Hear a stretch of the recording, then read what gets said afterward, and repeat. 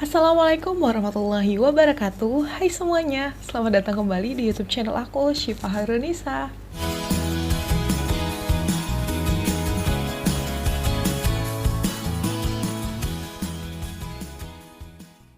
Sekarang aku mau cerita tentang perampokan yang terjadi di salah satu bank negara Brazil. Perampokan yang terorganisir, terkonsep, dan penuh dengan perhitungan ini menjadikannya sebagai perampokan terbesar nomor 1 di negara Brazil. Nah, yang mau tahu ceritanya, tonton sampai habis ya. Hari Senin tanggal 8 Agustus 2005, pukul 8.30, seorang staf bank melaporkan melalui telepon kepada Departemen Forensik Biro Kepolisian Federal Kota Fortaleza bahwa Bank Sentral Negara Brazil cabang Fortaleza telah mengalami sebuah perampokan yang dilakukan oleh beberapa orang. Polisi yang tadi nerima telepon sempat berkelakar kepada temannya bahwa perampokan ini adalah perampokan sederhana, perampokan yang sering mereka tangani macam kehilangan komputer gitulah. Tapi sesampainya di TKP, mereka terkejut karena melihat ada sebuah lubang besar di dalam brankas bank yang menjadi titik akhir bagi para perampok untuk mengambil uang yang ada di brankas. Jumlah uang yang mereka berhasil ambil yaitu seberat 3,5 ton uang tunai dengan lembaran 50 heis, dan dipastikan bahwa perampokan ini bukan suatu yang rutinitas yang sering polisi tangani. Tapi perampokan ini menjadi perampokan terbesar nomor 1 di negara Brazil. Gokil nggak? Dari hasil investigasi yang dilakukan, diketahui bahwa para pelaku ini melakukan aksinya pada tanggal 6-7 Agustus 2005 atau 2 hari sebelum kejadian ini dilaporkan. Jadi, dilakukannya itu pada hari Sabtu sampai Minggu saat para staf dan juga kegiatan di bank ini lagi libur. Para perampok ini memasuki bank sentral bukan dengan cara membobol pintu, merusak kaca jendela, atau menyandera salah seorang korban, tapi dengan cara membuat terowongan yang sudah mereka gali semenjak 5 bulan sebelum kejadian. Nah, ini menjadi bukti bahwa mereka ini sangat mempersiapkan segala sesuatunya untuk melancarkan aksi mereka. 3,5 ton uang yang berhasil mereka curi ini berasal dari 5 kontainer yang berada di dalam brankas bank. Kalau dihitung nilainya ini sekitar 160 juta heis atau 70 juta dolar Amerika. Mereka ini membawa kabur uang tersebut menggunakan mobil yang sudah mereka siapkan. Ada satu kejanggalan dari kasus ini. Mereka berhasil menghindari alarm sensor gerak dan juga kamera pengawas yang berada di dalam brankas itu. Sampai pihak internal dari bank tersebut melakukan investigasi internal apakah CCTV dan alarm sensor yang berada di brankas atau bank ini memang benar-benar mati atau memang ada bantuan dari orang dalam. Biasa kalau ada orang dalam mulus tadi. Terowongan yang mereka gali ini berada 4 meter di bawah permukaan tanah yang menghubungkan antara bank sentral dengan kamar tidur dari sebuah rumah. Untuk melancarkan aksinya ini, mereka menyewa sebuah rumah dengan identitas palsu atas nama Paulo Sergio yang berada di Jalan Rua 25 de Março di kota Fortaleza yang antara bank sentral dengan rumah masih tetanggaan. Rumah yang mereka sewa ini bukan hanya dijadikan sebagai base camp kejahatan mereka untuk menggali sebuah terowongan, tapi dijadikan juga sebagai penyamaran mereka untuk mengelabui warga sekitar agar aktivitas mereka ini tidak dicurigai. Penyamaran yang mereka lakukan yaitu dengan cara mendirikan sebuah bisnis palsu sebagai seorang landscaper atau ahli dalam tata ruang taman. Mereka ini pintar banget dalam melakukan aksi penyamaran karena mereka niat untuk merenovasi rumah sewaan mereka dengan memberikan cat berwarna hijau dan banner yang bertuliskan Grama Sintetika. Nah, Grama Sintetika ini adalah artinya rumput laut. Rumput laut, rumput sintetis. Belum puas sampai di situ, mereka juga melakukan promosi dengan cara menyebarkan beberapa pamflet ke orang-orang sekitar dari mulut ke mulut untuk menyebarluaskan usaha mereka agar orang-orang sekitar ini tidak mencurigai mereka. Benar-benar mereka tuh jor-joran banget dalam melakukan promosi ini. Selain bermain dengan konsep, mereka juga bermain dengan perhitungan. Karena terowongan yang berhasil mereka gali sepanjang 80 meter diperkuat dengan balok-balok kayu untuk menyangga terowongan tersebut. Selain itu, terowongan ini juga diberikan beberapa fasilitas seperti ventilasi udara, penerangan dari lampu listrik, dan juga dilapisi dengan plastik-plastik bekas untuk mengurangi jumlah debu dari tanah. Kalau misalkan mereka menggali terowongan, berarti ada tanah dong yang harus dibuang. Nah, tanahnya ini dikemanain? Emang nggak dicurigain sama warga sekitar? Jawabannya balik lagi nih ke penyamaran mereka sebagai penata taman dan juga sebagai penjual rumput sintetis. Warga sekitar nggak curiga kalau misalkan melihat banyak truk yang mengangkut tanah ke sejumlah daerah dari rumah mereka. Hasil investigasi ditemukan beberapa alat untuk menggali terowongan yang berada di dalam rumah. Alat tersebut terdiri dari GPS untuk menunjukkan arah di mana brankas itu berada. Jangan sampai ketika mereka gali, udah capek-capek gali, berbulan-bulan ngegali, dari rumah gali, ternyata mereka munculnya di kuburan atau di kantor polisi, kan ya nggak lucu kan? Lucu, skip. Polisi juga menemukan banyak sidik jari yang tertinggal di tas yang berisi tanah galian.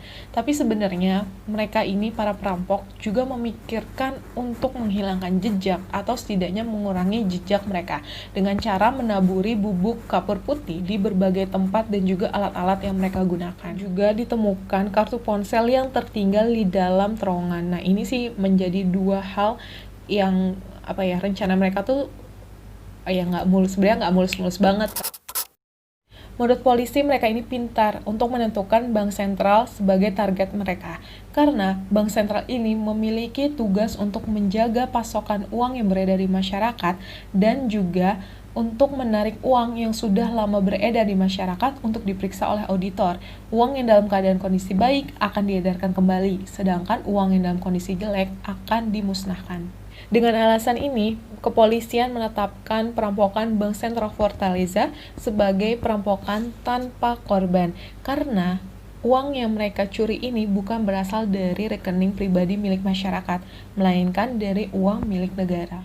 Info yang perlu digarisbawahi bahwa setiap uang baru yang akan diterbitkan oleh bank harus diberikan nomor seri, dan nomor seri itu harus dicatat agar memudahkan saat pengecekan dan penelusuran. Dalam kasus perampokan ini, pelaku sangat detail dalam melakukan aksinya. Sebenarnya di dalam brankas bank terdapat kontainer yang berisi uang baru dan juga uang lama, tapi pelaku ini hanya mengincar uang lama yang ditarik dari peredaran. Karena nomor seri dari uang tersebut tidak berurutan, juga sebenarnya nomor seri dari masing-masing uang lama ini enggak dicatat oleh pihak bank. Dan menurut polisi, ini agak mustahil untuk mengetahui dari penggunaan uang yang dicuri ini. Sampai saat ini, dari 160 juta Heis yang dicuri oleh pelaku, baru 20 juta Heis yang dikembalikan atau berhasil ditarik dari para pelaku yang ditangkap. Pertama kali di tanggal 10 Agustus 2005, pihak kepolisian berhasil menemukan mobil yang berisi paket uang lembaran 50 Heis yang terdapat di parkiran pusat kota Fortaleza. Pada tanggal 11 Agustus 2005, ada seseorang yang membeli mobil import dan beberapa mobil lainnya dengan uang tunai lembaran 50 Heis dalam jumlah atau nominal yang sangat banyak. Hal ini memunculkan kecurigaan dari staf dealer tersebut dan melaporkan ke polisi. Nah, setelah itu, polisi langsung bergerak cepat memberikan informasi kepada kepolisian daerah lainnya bahwa perampokan ini sudah membelanjakan uang ini.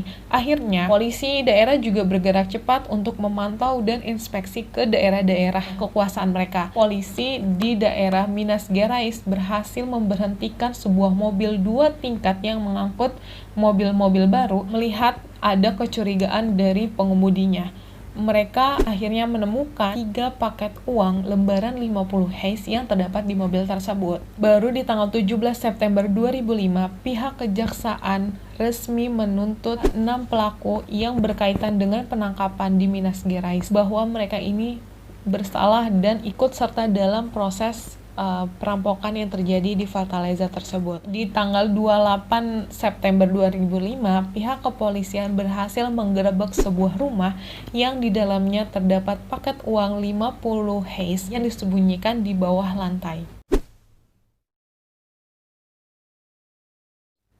Tanggal 20 Oktober 2005, salah satu dalang dari perampokan ini yang bernama Luis Fernando Ribeiro ditemukan tewas di jalan kecil Kamandukia di daerah Minas Gerais. Luis ini diculik pada tanggal 7 Oktober dan pada saat itu pihak keluarganya sebenarnya diminta uang tebusan, tapi setelah uang tebusan ini diberikan kepada para pelaku, si Luis tidak dibebaskan, malah dibunuh dan dibuang di jalan. Dari jasad korban ditemukan 7 bekas luka tembakan dan juga di pergelangannya terdapat bekas seperti diborgol gitu. Nah, jaksa penuntut umum menentukan atau mendakwa terdapat 2 orang polisi yang ikut terlibat dalam pembunuhan si Luis ini. Jadi dari kasus perampokan berubah menjadi kasus penculikan dan pembunuhan. Selanjutnya di tanggal 1 Agustus 2006, pihak kepolisian berhasil menemukan paket uang 50 heis yang dikuburkan di dalam rumah di daerah Natal, Rio Grande do Norte. Aku ngomongnya pakai lidah bahasa Indonesia ya. Lanjut lah pokoknya. Babak baru dimulai, yaitu pada tanggal 1 September 2006, pihak kepolisian membuka sebuah operasi yang bernama Operação Facão Toupeira atau di sini nanti aku tulis ya namanya di sini. Diindikasikan bahwa 43 orang ikut terlibat dalam kasus perampokan Bank Sentral Fortaleza. Hal ini diketahui dari kartu ponsel yang ditemukan di dalam terowongan pada kasus tersebut. Kartu ponsel ini diambil dan dilakukan pelacakan bahwa 43 orang ini ikut terlibat dalam kasus perampokan tersebut. 28 Januari 2007 dan 19 April 2007, 2 orang dalang dari kasus perampokan yang terjadi di Fortaleza ini berhasil ditangkap oleh kepolisian daerah Sao Paulo atas nama Março dan Pereira.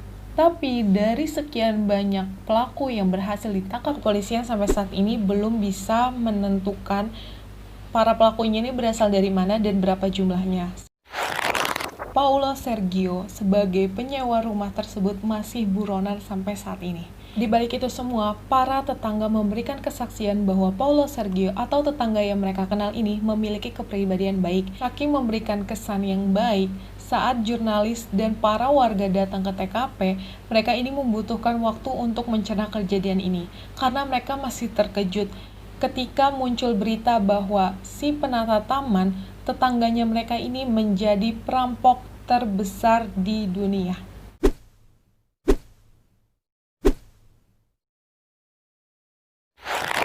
Nah, sekian video perampokan yang aku kisahkan hari ini. Terima kasih untuk teman-teman yang sudah mengklik dan juga menonton video ini dari awal sampai akhir. Assalamualaikum warahmatullahi wabarakatuh. Bye!